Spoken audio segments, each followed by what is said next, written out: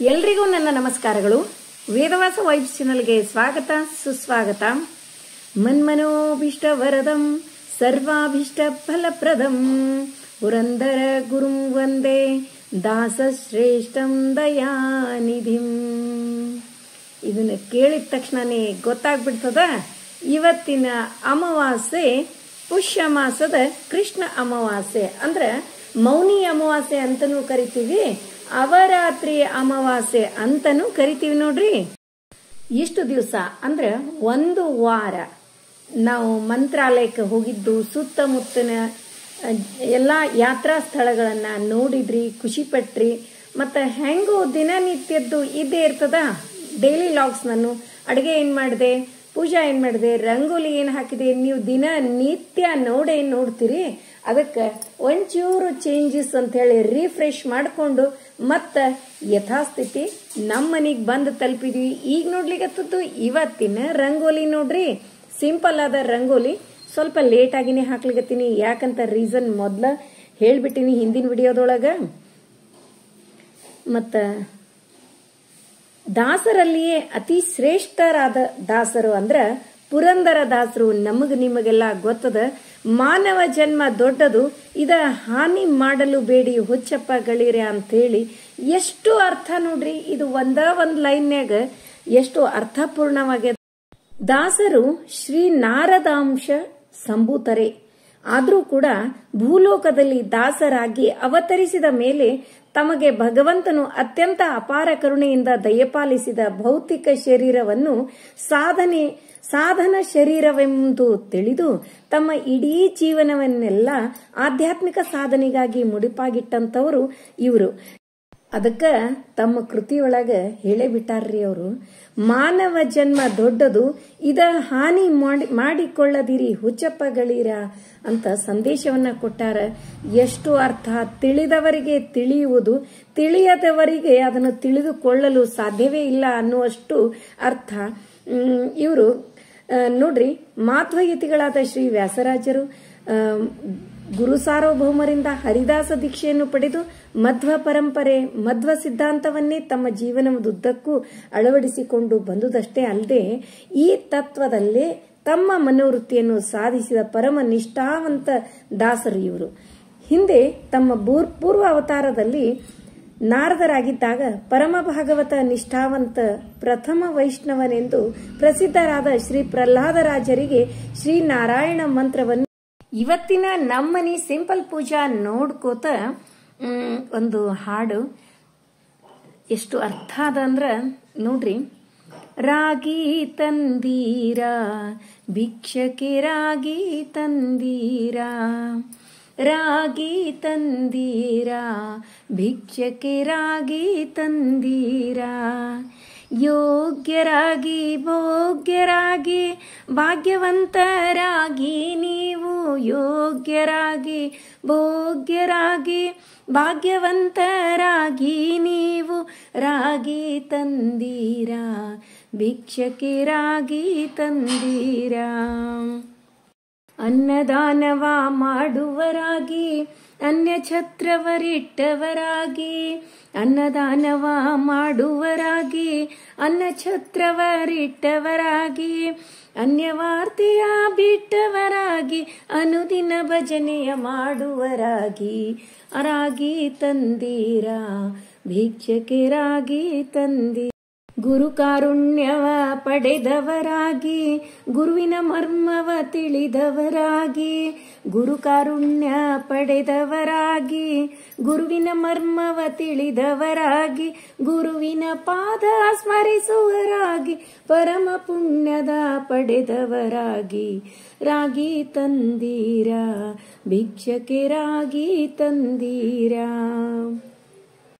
ಮಾತಾ ಪಿತರನ್ನು ಸೇವಿಪರಾಗಿ ಪಾಪಕರ್ಮವ ಬಿಟ್ಟವರಾಗಿ, ಮಾತಾ ಪಿತರನ್ನು ಸೇವಿಪರಾಗಿ ಪಾಪಕರ್ಮವ ಬಿಟ್ಟವರಾಗಿ, ರೀತಿಯ ಬಾಳನ್ನು ಬಾಳುವರಾಗಿ ನೀತಿ ಮಾರ್ಗದಲ್ಲಿ ಖ್ಯಾತರಾಗಿ, ರಾಗಿ ತಂದೀರಾ ಭಿಕ್ಷಕಿ ರಾಗಿ ತಂದೀರಾ.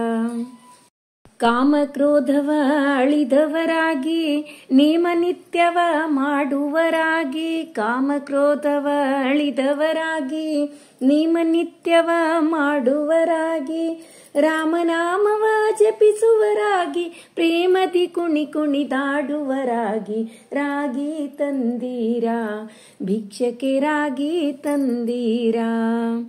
ಸಿರಿರಮಣನ ದಿನ ನೆನೆಯುವರಾಗಿ ಗುರುತಿಗೆ ಬಾಹೋರಂಥವರಾಗಿ, ಸಿರಿರಮಣನ ದಿನ ನೆನೆಯುವರಾಗಿ ಗುರುತಿಗೆ ಬಾಹೋರಂಥವರಾಗಿ, ಕರೆದರೆ ಭವವನ್ನು ನೀಗುವರಾಗಿ, ಕರೆದರೆ ಭವವನ್ನು ನೀಗುವರಾಗಿ, ಪುರಂದರ ವಿಠಲನ ಸೇವಿಪರಾಗಿ, ರಾಗಿ ತಂದೀರಾ ಭಿಕ್ಷಕೆ ರಾಗಿ ತಂದೀರಾ. ನೋಡ್ರಿ ಎಷ್ಟು ಅರ್ಥಪೂರ್ಣ ರೀ ಇದು. ದಾಸರು ಹಿಂದಕ್ಕೆ ಎಲ್ರಿಗೂ ಗುರ್ತೇ ಅದ, ಮನೆ ಮನೆಗೆ ಬೇಡಿ ಏನು ಹಾಕ್ತಾರೋ ಅದನ್ನು ರಾಗಿನೇ ಯಾಕೆ ಬೇಡ್ತಿದ್ರು, ಅದ್ರೊಳಗೆ ಬಹಳ ಅರ್ಥ ಅದ. ಅದು ಬಹಳ ಕಡಿಮೆ ರೇಟಿಂದ್ರಿ ಹಿಂದಕ್ಕಿನ ಕಾಲದೊಳಗ, ಈಗೂ ಕೂಡ ಕಡಿಮೆ ರೇಟೇ ಅದ. ಅದು ಅತಿಯಾಗಿ ಕಡಿಮೆ ರೇಟಿಂದು ಒಂದು. ಇನ್ನೊಂದು ಎಲ್ಲರ ಮನೆಯೊಳಗೂ ಇರ್ತಿತ್ರಿ ಅದು. ಇದೇನಪ್ಪ ಕಾಸ್ಟ್ಲಿ ಅಷ್ಟು ಅಂತ ಅನ್ನೋದಿಲ್ಲ, ಬಟ್ ಅಷ್ಟೇ ಆರೋಗ್ಯಕರವಾದ್ದು ಹೌದು. ಅದರೊಳಗೆ ಅದು ರಾಗಿಯ ಹೆಸರಿನಲ್ಲಿ ನಾವು ಏನೇನು ಆಗಬೇಕು, ಅನ್ನದಾನವ ಮಾಡುವ ರಾಗಿ, ಅನ್ನ ಛತ್ರವನ್ನಿಟ್ಟವ ರಾಗಿ, ಅಂದ್ರೆ ನಮ್ಮ ಜೀವನವನ್ನ ಒಂದು ಸಾರ್ಥಕತೆ ಮಾಡ್ಕೊಳ್ಳಿಕ್ಕೆ ಒಂದೊಂದು ಪುರಂದರದಾಸರ ಕೃತಿಗಳು ಏನವರಿ ಒಂದೊಂದು ಅರ್ಥವನ್ನ ತಿಳಿಸ್ತಾವ. ಅದಕ್ಕೆ ನಾವು ಯಾವಾಗ್ಲೂ ನೇಮ ನಿತ್ಯ ಒಂದು ನಾಮಸ್ಮರಣೆ, ನಾವೇನು ಸಂಗೀತ ಕಲಿಬೇಕಂತೆ ಅಲ್ಲ, ಇದನ್ನ ಅರ್ಥ ಮಾಡ್ಕೊಂಡ್ರು ಸಾಕು, ನಾವು ಸಾಕಷ್ಟು ನಮ್ಮ ಜೀವನದಲ್ಲಿ ಚೇಂಜಸ್ ಆಗಬಹುದು ಅನ್ನೋದನ್ನ ಎಷ್ಟು ಚಂದ ಬರ್ದಾರ. ಅದಕ್ಕೆ ನನಗಿದು ರಾಗಿ ತಂದಿರ ಹಾಡು ಇಷ್ಟ ಆಯ್ತ್ರಿ. ಅದಕ್ಕೆ ನಾನು ನನಗೆ ಬಂದಂಗ ಹಾಡಿದೆ, ಅರ್ಥಪೂರ್ಣವಾಗಿದೆ. ಒಂದ್ಸರಿ ಬಿಟ್ಟು 2 ಸರಿ ಕೇಳ್ರಿ, ಎಷ್ಟು ಅರ್ಥ ಅದ್ರೊಳಗೆ ಅಡಿಗೆದ